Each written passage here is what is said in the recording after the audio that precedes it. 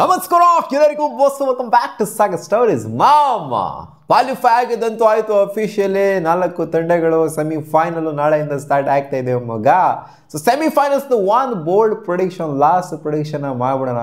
ಒಟ್ಟಿನಲ್ಲಿ ಒಂದಂತೂ ಪಕ್ಕ ಮಗ. ಇನ್ ಕೇಸ್ ಏನಾದ್ರು ಇಂಡಿಯಾ ಟ್ರೋಫಿ ಏನಾದ್ರು ಹೊಡೆದ್ರು ಅಂತ ಅನ್ಕೊಳ್ಳಿ, ಅಥವಾ ಸೆಮಿಫೈನಲ್ ಹೊಡೆದ್ರು ಅಂತ ಅನ್ಕೊಳ್ಳಿ, ಮಾತಾಡೋರಂತೂ ಮಾತಾಡ್ತಾರೆ. ಇಂಡಿಯಾಗೆ ಹೋಮ್ ಅಡ್ವಾಂಟೇಜ್ ಇದೆ, ಹಂಗಿದೆ ಹಿಂಗಿದೆ. ಏನು ಹೋಮ್ ಬದನೇಕಾಯಿ ಅಂತ ದುಬೈಲಿ ಆಡಿದ್ರೆ ಏನು ಗುರು ಹೋಮ್ ಅಂತೀಯ ಅಂತ ಕೇಳಿದ್ರೆ ಹೌದು, ಒಂಥರ ಹೋಮ್ ಥರನೇ ಆಗೋಗ್ಬಿಟ್ಟಿದೆ. ಯಾಕಂದರೆ ಆ ಒಂದು ವೆನ್ಯೂನ ಕಡಕ್ಕಾಗಿ ಅರ್ಥ ಮಾಡ್ಕೊಂಡಿರುವಂಥ ಟೀಮ್ ಯಾವ್ದಾದ್ರು ಇದೆ ಅಂತಂದರೆ ಸದ್ಯದ ಮಟ್ಟಿಗೆ ಅದು ಇಂಡಿಯನ್ ಟೀಮು ಮಾತ್ರನೇ. ಇಂಡಿಯಾನ ಅಲ್ಲಿ ಬೀಟ್ ಮಾಡಬೇಕು ಅಂದರೆ ಅಪೋನೆಂಟ್ ಟೀಮ್ಗೆ ಕಷ್ಟ ಆಗಲೇಬೇಕು ಮಗ ದುಬೈಲಿ. ಯಾಕೆ ಅಂತಂದರೆ ಆಡಿದರೆ 4 ಮ್ಯಾಚ್ ಇಲ್ಲಿ ಆಡಿದರೆ ಬೇರೆ ಟೀಮ್ಗಳು ಇನ್ನೊಂದು ಮ್ಯಾಚ್ ಆಡಿಲ್ಲ, ಬಂದ್ಬಿಟ್ಟು ಸೋತು ಹೋಗ್ತಿದ್ದಾರೆ ಇಂಡಿಯಾ ಮೇಲೆ. ಸೊ ಇದೊಂದು ಪ್ಯಾಟರ್ನ ಫಾಲೋ ಆಗ್ತಿದೆಯಾ ಅಂತ ಖಂಡಿತ ಅನ್ಸಿದೆ ಬೇರೆ ಟೀಮ್ಗಳಿಗೆ.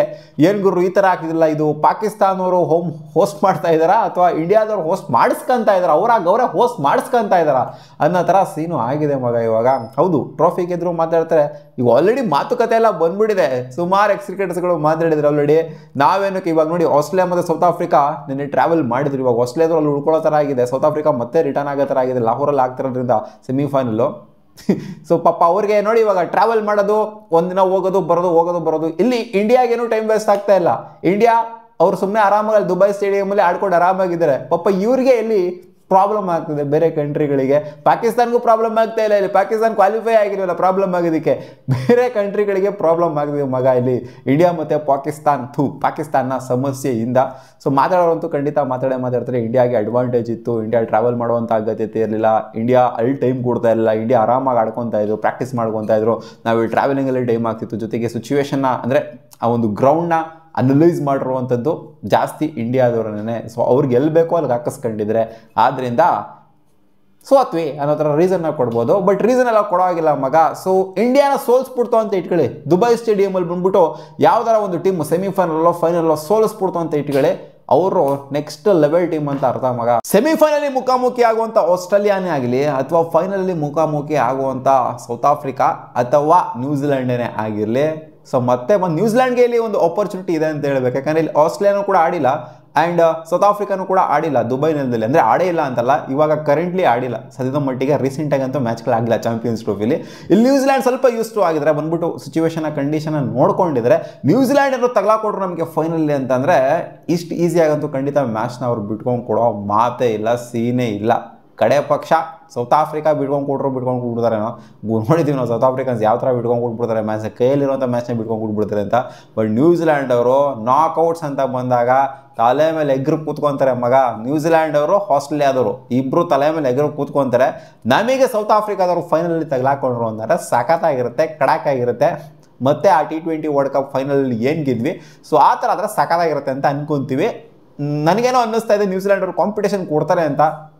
ಸೆಮಿಫೈನಲ್ ಏನಾಗ್ತಿದೆ ಸೌತ್ ಆಫ್ರಿಕಾ ವರ್ಸಸ್ ನ್ಯೂಜಿಲೆಂಡು. ಇದರಲ್ಲಿ ನನಗೆ ಸೌತ್ ಆಫ್ರಿಕಾ ಗೆದ್ರೆ ಚೆನ್ನಾಗಿರುತ್ತೆ ಆ್ಯಂಡ್ ಸೌತ್ ಆಫ್ರಿಕಾ ಗೆಲ್ತಾರೆ ಅಂತಲೂ ಕೂಡ ಅನ್ನಿಸ್ತಾ ಇದೆ. ಇಲ್ಲಿ 4 ಟೀಮ್ನ ನೀವು ಗಮನಿಸ್ತು ಅಂತಂದರೆ, ಕ್ವಾಲಿಫೈ ಆಗಿರುವಂಥ 4 ಟೀಮ್ಗಳು, ಒಂದು ಮ್ಯಾಚ್ನು ಸೋಲ್ದೇ ಇರುವಂಥ ಟೀಮ್ಗಳು 3 ಟೀಮ್ ಇದ್ದಾವೆ. ಅದೇ Australia, India and south Africa. ಒಂದು ಮ್ಯಾಚ್ನೂ ಕೂಡ ಸೋತಿಲ್ಲ, ಹಂಗೆ ಕ್ವಾಲಿಫೈ ಆಗಿದ್ದಾವೆ. ಆ್ಯಂಡ್ ನ್ಯೂಜಿಲೆಂಡ್ ಒಂದು ಮ್ಯಾಚ್ನ ಸೋತ್ಬಿಟ್ಟು ಬರ್ದಿರೋ, ಅದು ನೆನ್ನೆ ಸೋತಿರುವಂಥ ಮ್ಯಾಚು. ಸೊ ಇಲ್ಲಿ ನ್ಯೂಜಿಲೆಂಡ್ ಸ್ವಲ್ಪ ಡೌನ್ ಕಾಣಿಸ್ತಿದ್ದಾರೆ ಅಂತಲ್ಲ, ಅದು ಇಂಡಿಯಾ ಮೇಲೆ ಆಡಿರುವಂಥ ಮ್ಯಾಚು, ದುಬೈಯಲ್ಲಿ ಆಡಿರುವಂಥ ಮ್ಯಾಚು. ಸೊ ಇಲ್ಲಿ ಏನು ಬೇಕಾದ್ರೂ ಆಗ್ಬೋದು. ನ್ಯೂಜಿಲೆಂಡ್ ಟ್ರೋಫಿ ಗೆದ್ದು ಬಿಡ್ಬೋದು. ಇಲ್ಲಿ ಒಂದು ಮ್ಯಾಚ್ನ ಸೋತ್ಬಿಟ್ಟು ಬಂದ್ಬಿಟ್ಟು ಟ್ರೋಫಿ ಗೆದ್ರೂ ಕೂಡ ಆಶ್ಚರ್ಯ ಪಡುವಂಥದ್ದೆಲ್ಲ ಏನೂ ಇಲ್ಲ. ಬಟ್ ಆದರೆ ನನಗೇನೋ ಸೌತ್ ಆಫ್ರಿಕಾ ಗೆಲ್ತಾರೆ ಅಂತ ಅನ್ನಿಸಿದೆ ಮಗ. ನ್ಯೂಜಿಲೆಂಡ್ ವರ್ಸಸ್ ಸೌತ್ ಆಫ್ರಿಕಾ ಮ್ಯಾಚಲ್ಲಿ. And Australia versus India match ಸಿಕ್ಕಾಪಡೆ ಕಾಂಪಿಟೇಟಿವ್ ಆಗಿರುತ್ತೆ ಗುರು. Australia at any given day, ನಾನು ಯಾವಾಗಲೂ ಹೇಳ್ತಿರ್ತೀನಿ, ಆಸ್ಟ್ರೇಲಿಯಾ ಡಿಫ್ರೆಂಟ್ ಬೀಸ್ಟು ಗುರು ICC ಟೂರ್ನಮೆಂಟ್ಸ್ ಅಂತ ಬಂದಾಗ ಅಂತ ಪದೇ ಪ್ರೂವ್ ಮಾಡ್ಕೊಂಡು ಬಂದಿದ್ದಾರೆ. ಬಟ್ ಅವರ ಬೌಲಿಂಗೇ ಅವ್ರಿಗೆ ಒಂದು ಸ್ವಲ್ಪ ಮೇನ್ ಕನ್ಸರ್ನ್ ಆಗಿದೆ. ಬ್ಯಾಟಿಂಗ್ ಅಂತೂ ಟಾಪ್ ನಾಚ್ ಇದೆ ಆಸ್ಟ್ರೇಲಿಯಾದು, ಗುಮ್ಮ ಹಾಕ್ಬಿಡ್ತಾರೆ ಹಂಗೇನೆ. ಬೌಲಿಂಗು ಸ್ವಲ್ಪ ಅಲ್ಲಿ ಇರೋದ್ರಿಂದ ನನಗೇನು ಅನ್ನಿಸಿದೆ, ಇಂಡಿಯಾದವರು ಡಾಮಿನೇಟ್ ಮಾಡ್ಬೋದು ಅಂತ ಆಸ್ಟ್ರೇಲಿಯಾ ಅಗೇನ್ಸ್ಟು. ಯಾಕಂದರೆ ವೆನ್ಯೂನು ಕೂಡ ಸಿಕ್ಕಾಪಟ್ಟೆ ಫೆಮಿಲಿಯರ್ ಆಗಿದೆ ಇಂಡಿಯಾಗೆ, ದುಬೈ ಸ್ಟೇಡಿಯಮಲ್ಲಿ ಆಡ್ತಾ ಇರೋದ್ರಿಂದ. ಸೊ ಹೆಂಗೆ ಬೇಕೋ ಹಂಗೆ ಹಾಕಿಸ್ಕೊಂತ ಇದ್ದಾರೆ ಇಂಡಿಯಾದವರು. ಸೊ ಅದರಿಂದ ನನಗೇನು ಅನ್ನಿಸಿದೆ, ಇಂಡಿಯಾದವರು ಡಾಮಿನೇಟ್ ಮಾಡ್ಬೋದು, ಫೈನಲ್ಗೆ ರೀಚ್ ಆಗ್ಬೋದು ಅಂತ. And India versus South Africa most probably could be in finals ಅಂತ ಅನ್ನಿಸ್ತಾ ಇದೆ. ನಿಮಗೆ ಏನು ಅನ್ನಿಸ್ತಾ ಇದೆ ಮಗ? ನಾನು ಟೂರ್ನಮೆಂಟ್ಗಿನ ಮುಂಚೆ ಹೇಳಿದ್ದೆ ಇಂಗ್ಲೆಂಡ್ ಅವರೊಬ್ಬರು ಕ್ವಾಲಿಫೈ ಆಗ್ತಾರೆ ಅಂತ ಹೇಳಿದೆ. ಅಡಿಷ್ನಲ್ ಆಗಿ ನಾನು ಅಂದ್ಕೊಂಡಿದ್ದಂಥ 3 ಟೀಮು ಕ್ವಾಲಿಫೈ ಆಗಿದ್ದಾವೆ. ಇಂಡಿಯಾ, ಆಸ್ಟ್ರೇಲಿಯಾ, ಸೌತ್ ಆಫ್ರಿಕಾ ಅಂದ್ಕೊಂಡಿರಲಿಲ್ಲ. ಇಂಡಿಯಾ, ಆಸ್ಟ್ರೇಲಿಯಾ, ನ್ಯೂಜಿಲೆಂಡ್ ಕ್ವಾಲಿಫೈ ಆಗ್ತಾರೆ ಅಂತ.